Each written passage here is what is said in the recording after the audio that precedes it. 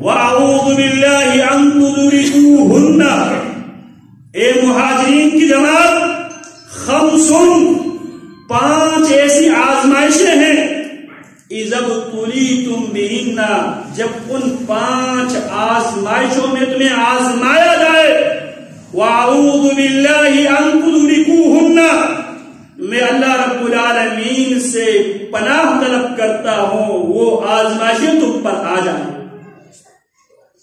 پھر فرمایا لم تظہر الفاحشة في قوم قط حتى يعلنوا بها إلا فشى فيهم الطاعون والأوجاع التي لم تكن مضت في أسلافهم الذين مضوا۔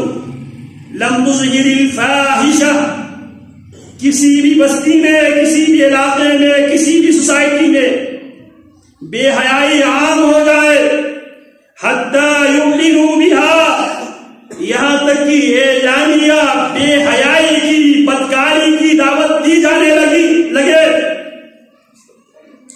فشا فیہم الطاعون، اس بستی میں طاعون کی وبا پھیلے گی، والأوجاع التي لم تكن مضت في أسلافهم الذين مضوا، اور اس بستی میں اس بدکاری بے حیائی کی نحوست سے طاعون کی وبا پھیل جائے گی، ایسی بیماریاں آئے گی جو ان کے گزرے ہوئے باپ دادوں کے زمانے میں ان بیماریوں کے نام و نشان تک نہیں ہوگی۔ آج آپ دیکھ لیں، ہر گزرتے دن کے ساتھ کوئی نہ کوئی نئی بیماری آتی ہے، معاشرے میں بے حیائی، بدکاری، فحاشی اور یعنی ایک حد تک عام ہو چکی۔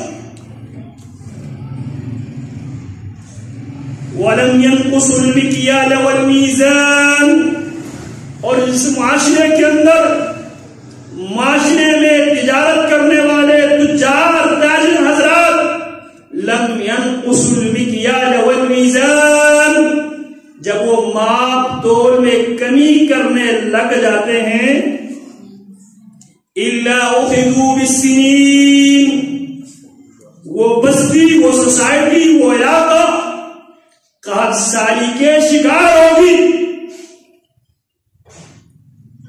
وشدت المعونہ، اس بستی میں لوگ اشیاء خورد و نوش کے لیے ترسیں گے، اشیاء خورد و نوش، عام آدمی کے اپروچ سے یہ چیزیں باہر ہو جائے گی، وَجَوْرِ السُّلْطَانِ عَلَيْهِمْ، اور جس بستی میں لوگ ناپ تول میں کمی کریں گے، ایک کیا فرمایا پیارے پیغمبر نے، اخذوا بالسنین، اس بستی میں قحط سالی پیدا ہوگی۔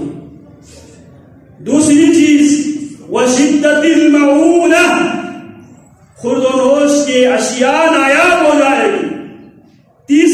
تیسری سزا وجور السلطان علیہم، وقت کے حکمران اپنے رعایا کے ساتھ اس گناہ کی وجہ سے ظلم کریں گے۔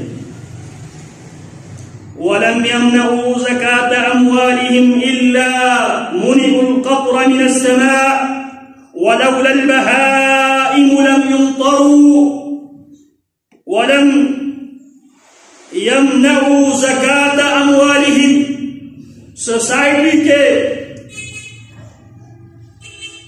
مالدار افراد جن پر زکوٰۃ فرض اور واجب ہو چکا ہے، وہ زکوٰۃ کو جب وہ روک دیتا ہے تو پھر کیا ہوگا، الا منع القطر من السماء، آسمانوں سے ان پر بارشیں نہیں ہوگی، ولولا البهائم لم يمطروا، اگر یہ جانور نہ ہوتے تو ان پر بارش بھی نہ ہوتی۔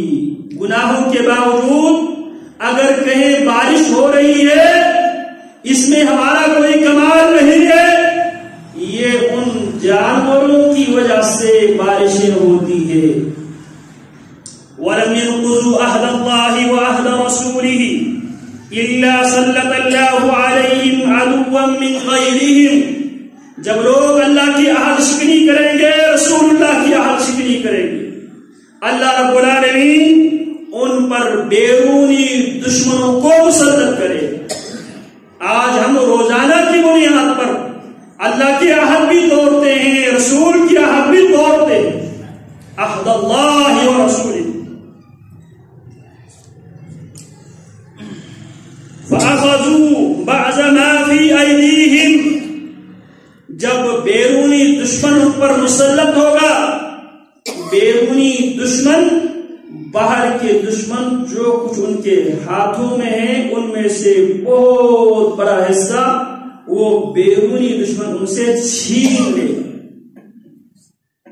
وَمَا لَا تَحْكُمْ أَئِمَّتُهُمْ بِكِتَابِ اللَّهِ وَيَتَخَيَّرُوا مَا أَنزَلَ اللَّهُ إِلَّا جَعَلَ اللَّهُ بَأْسَهُمْ بَيْنَهُمْ، وقت کے حکمران شرع اللہ کو بطور نظام نافذ نہیں کرتے تو کیا ہوگا؟ خانہ جنگی ہوگی، خانہ جنگی۔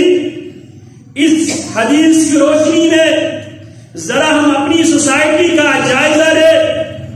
کیا یہ خرابیاں، کیا یہ گناہ، کیا یہ جرائم ہماری سوسائٹی میں پائی جاتی ہے یا نہیں پائی جاتی؟ بے حیائی، بدکاری، فحاشی آپ دیکھ لیں،